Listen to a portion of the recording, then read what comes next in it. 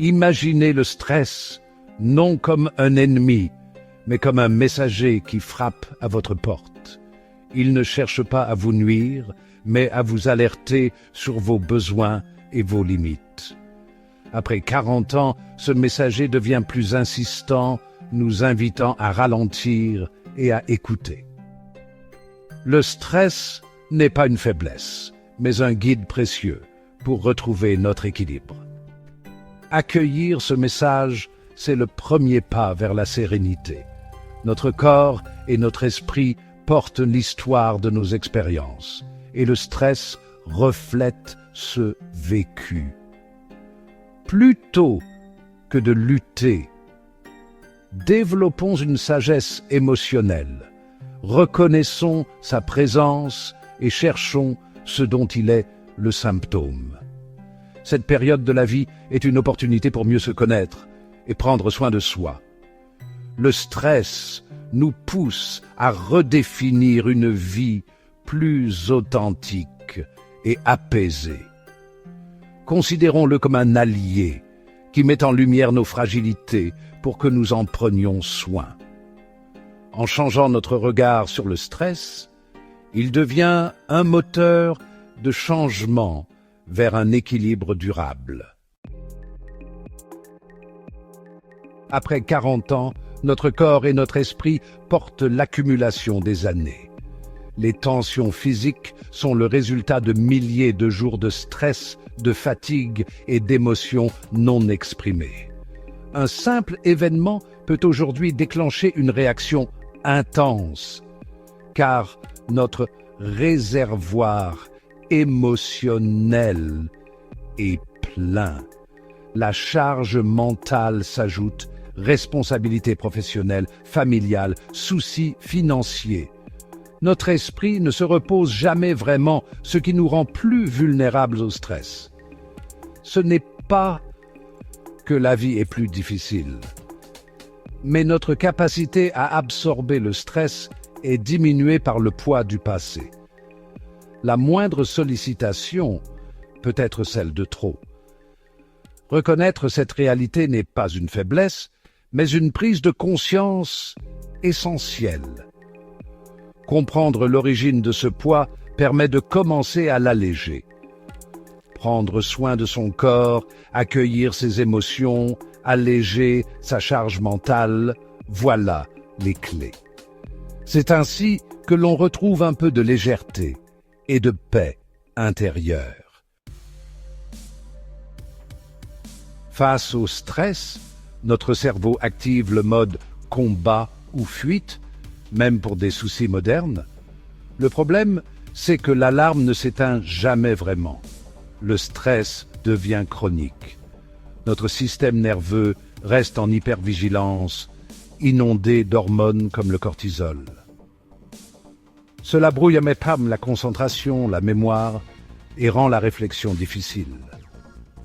L'amygdale, centre de la peur, devient hyperactive. Tout semble menaçant. On devient hypersensible, piégé dans une boucle où le stress s'auto-entretient. Ce n'est pas qu'un état psychologique, c'est une réalité physiologique. Le corps paie le prix, immunité affaiblie, digestion perturbée, tension artérielle élevée. Comprendre ce mécanisme est crucial pour sortir de l'état de survie. Le stress chronique modifie notre cerveau et notre corps, mais il est possible d'en sortir. Avant l'épuisement, le corps envoie des signaux discrets, fatigue persistante, irritabilité, douleurs physiques, troubles du sommeil. Cette fatigue n'est pas normale. Elle signale un organisme à bout de force. L'irritabilité n'est pas un défaut, mais le symptôme d'un système nerveux saturé. Les douleurs dans la nuque, le dos, la mâchoire sont souvent l'expression physique du stress. Le corps se contracte, prêt à un combat qui n'arrive jamais. Les troubles du sommeil révèlent un esprit qui ne parvient plus à lâcher prise. Ces signaux sont des appels à l'écoute et au repos. Les ignorer, c'est risquer de sombrer dans un cercle vicieux. Écouter ces murmures, c'est agir avant que le corps ne crie. C'est la première étape pour retrouver l'équilibre. Nous avons appris à ignorer les signaux de notre corps, valorisant la performance au détriment de l'écoute. Cette surdité nous a déconnectés de notre boussole intérieure. Aujourd'hui, le stress nous invite à changer de paradigme, passer de l'ignorance à l'écoute bienveillante. Cela commence par des gestes simples: sentir sa respiration, remarquer les tensions, accueillir la fatigue sans jugement. Le corps devient un partenaire, non un adversaire. Il est crucial d'agir dès les premiers murmures du stress, avant qu'ils ne deviennent des cris. Ajuster sa trajectoire à temps prévient le déséquilibre durable. Développer cette sagesse corporelle demande de la pratique, mais elle devient naturelle avec le temps. On apprend à anticiper ses besoins, à distinguer la bonne fatigue de l'épuisement. Cette écoute attentive est un acte d'amour envers soi-même. Elle permet de naviguer les défis avec intelligence et douceur. Préserver son équilibre intérieur devient alors une priorité. Ressentir du stress n'est pas un échec, mais le signe d'un déséquilibre. La culpabilité ne fait qu'ajouter au fardeau. Le stress est un signal naturel, pas une faute morale. Comme une plante qui souffre de mauvaises conditions, nous avons besoin d'ajuster notre environnement. Le stress indique que notre écologie intérieure est perturbée. Cette prise de conscience libère. On passe du jugement à l'observation curieuse. La question n'est plus « qu'est-ce qui ne va pas chez moi ?» mais « de quoi ai-je besoin ?» On devient responsable de la façon dont on répond au stress, pas de son existence. Il ne s'agit pas de tout contrôler, mais de revenir à l'essentiel et de simplifier. Accepter le stress comme indicateur de déséquilibre autorise la vulnérabilité. C'est le premier pas vers un rééquilibrage profond par la douceur et l'intelligence du cœur. Face au stress, notre réflexe est la tension et la réaction impulsive. Passer du mode réaction au mode réponse se cultive, notamment par la respiration consciente.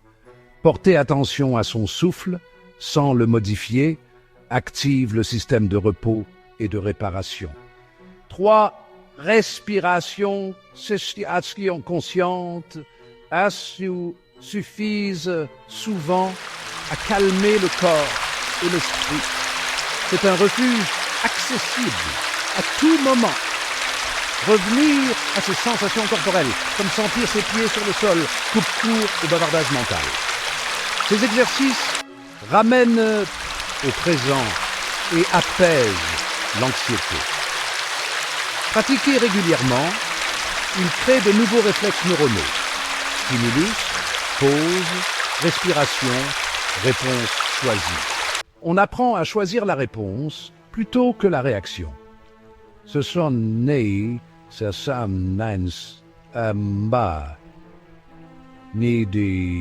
de Mama, Shivamaji, mais un entraînement de l'esprit.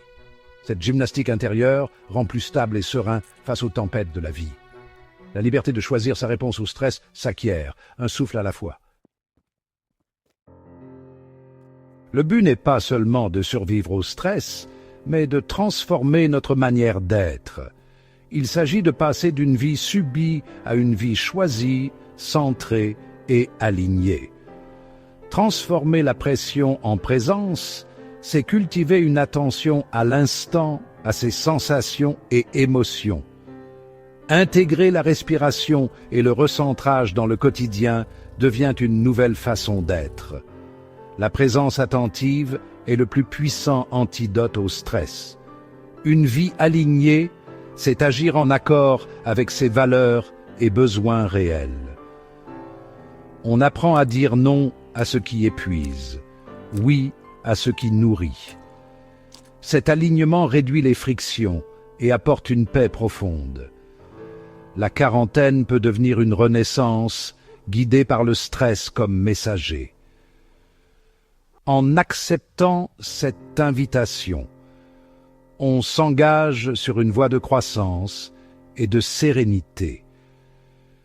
La pression extérieure ne disparaît pas, mais elle perd son pouvoir, car on cultive en soi un espace de calme, un sanctuaire intérieur pour se ressourcer.